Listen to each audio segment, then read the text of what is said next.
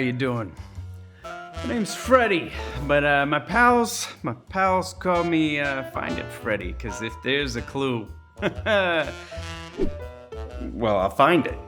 And if I find enough clues, I can solve any case, no matter how difficult. Except for where my keys are. If you see a set of car keys, feel free to give me a call. Anyway, these cases, they aren't always easy, like my latest case, The Mystery of the Messiah. Here's what I know so far. It all started 27 years ago. Scratch that, 2,700 years ago. Give or take. God had promised King David that his kids and grandkids were gonna rule forever as kings. Pretty awesome, right? But more than that, God promised that his chosen Messiah king would come from David's family, see?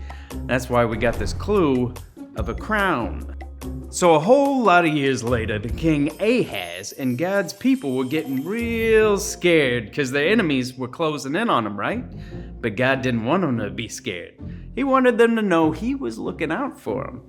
So he gave them a message through his prophet, Isaiah. Here's a tip.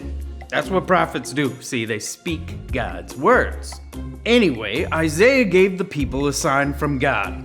A young, unmarried woman will give birth to a son and name him Emmanuel. Now, Emmanuel means God is with us. That important baby is the second clue.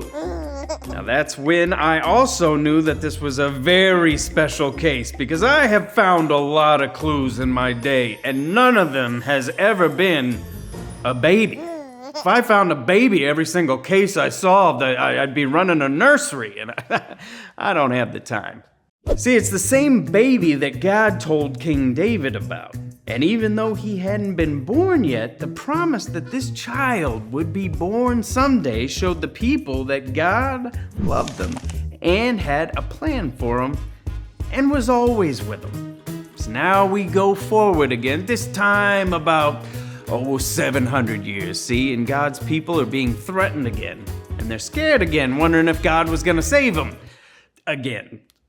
Some were losing their hope, but they remembered the way God kept his word in the past, and they remembered that baby Emmanuel was coming. Meanwhile, there was this carpenter named Joseph, see? Now, Joseph was distantly related to King David from long ago.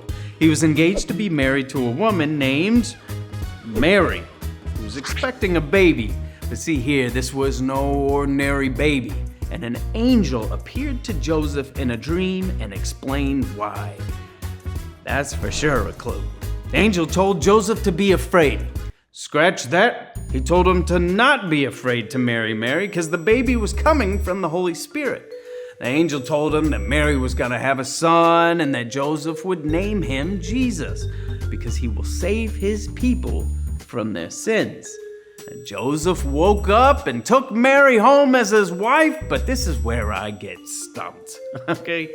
Another important clue here, but I just can't make sense of it. I mean, the crown, the baby, the angel, and the star. What does this have to do with what God told David all those years before? And what does it have to do with what the prophet Isaiah said? Maybe Joseph is the key here. The angel spoke to him in a dream, and he did what the angel said. Wait a minute. Joseph must have remembered the promise that God had made through Isaiah all those years before. A young, unmarried woman, Mary, would give birth to a son, Jesus, and he would be called Emmanuel. And Joseph was related to King David. That's it. The baby inside Mary was the Messiah, the hope for everyone, the one who would save them all. That means he's also the one who saves us all now. When we choose to follow Jesus, we can know that we will live with him forever. And we can also remember that even if we're scared or disappointed or whatever, we can know that God is with us. He knows us, he loves us, and leads us. Jesus is our hope. Another case closed. I knew I'd do it.